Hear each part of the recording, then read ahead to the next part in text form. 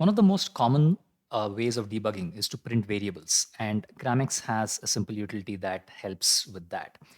You can, from gramex.debug, import print into any one of your functions in Python. It could be a function handler function, it could be a transform, it could be a scheduler, anything. And when you use print, it works kind of like the regular print statement, but in addition, it will print the path to this particular file, so you'll know exactly where it's running. It will also print the line number that it's running at, so you'll know which print statement is being run at that particular point. And that can be useful because if you have a series of print statements and you want to know where we are, then this will help. And thirdly, if you put a keyword, a key is equal to value, then it will explicitly say this particular key equals this particular value. Let's take a look. So I have a function handler, and when we run this, it runs your module.run, which in turn sets x to 10, y to 20, and prints these random numbers.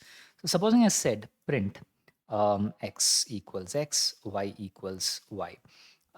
And I also said print starting, or let's even just say here, and I say print here. Now I want to know where exactly some error happens, for example. So with these three print statements, if I reload, what I get is it printed this here and this here. So I know that it got up to line 6, which is this one.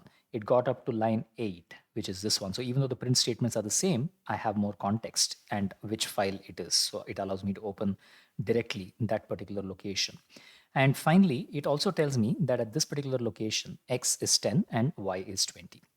So you can use print as almost a replacement from gramex.debug for the default print statement.